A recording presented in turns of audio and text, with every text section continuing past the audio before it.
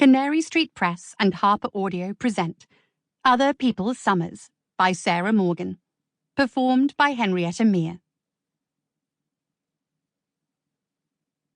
To Michelle Bidelsbach, with many thanks. 1. Millie. Why had she said yes? Millie sat in her car outside the railway station, although it seemed generous to call it that, given that it was in the middle of nowhere and consisted of nothing more than a single platform and a shelter. There was no ticket office, no buzz of waiting people, just one train an hour. It was the last place on Earth you'd expect to encounter a movie star, which was presumably why Nicole had chosen it. Millie understood the need for discretion and privacy, but still, this felt like overkill. There was one other car parked along the narrow country road, but other than that there were no signs of life, and she sat in the darkness, trying not to be spooked as she waited for the last train of the day. She'd opened the car windows, but even at this late hour it was stifling, and there was no sign of the weather breaking. Back in March, when it had rained every day, Millie had dreamed of sunshine, but June had brought with it sunshine and a smothering heat that made her dream of rain.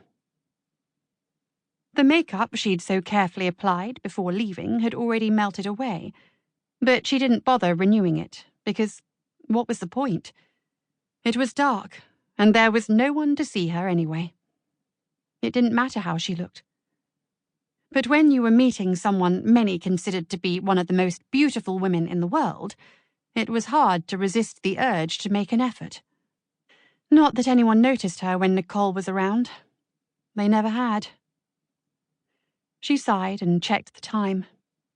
Maybe Nicole had changed her mind. Please let her have changed her mind. She'd heard nothing since that single phone call the night before. Was she wasting her time sitting here? She thought about her child, safely asleep in her grandmother's house. Millie hated asking her mother for help, and this time she hadn't even been able to explain why she needed Zoe to do an impromptu sleepover, because Nicole had sworn her to secrecy. Zoe herself had protested that at 13 she was able to stay on her own. But after all the upheaval in their lives, Millie wasn't ready to consider that. Zoe was the most important thing in her life. What if there was a fire, an intruder? Having lost so much, Millie was clinging tightly to what she had left.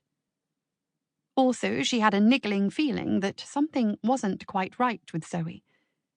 But whenever she asked, she was given the "I'm fine" response. Millie had cycled through the obvious things. Was it school, the divorce, moving to a new home? Whatever it was, Zoe clearly didn't want to worry her with it, which simply increased Millie's anxiety levels. She needed to spend more time alone with her daughter, but when you were a single working mother, time was a scarce resource. And now she had Nicole to deal with. Friendships were supposed to make you feel better, not worse. At what point did you say enough? She felt guilty because her mother had assumed Millie was finally going on a date and hadn't been able to hide her delight. "Good," she'd said. "It's been 18 months since Richard walked out, and the divorce has been final for 6 months. I'm pleased you finally moved on." Moved on? Millie hadn't moved on. If she'd admitted that the last thing she wanted was another romantic entanglement when she was still tied up in knots about the last one, she would have caused her mother even more worry, and she didn't want to do that. She kept those thoughts to herself, but the effort required to pretend she was coping well was exhausting. All she really wanted now was to be the best mother possible to Zoe, but she was pretty sure she was failing at that too. She'd read so many books and articles on how to make divorce easier on kids. The advice swirled around in her head. She was trying hard to put everything into practice.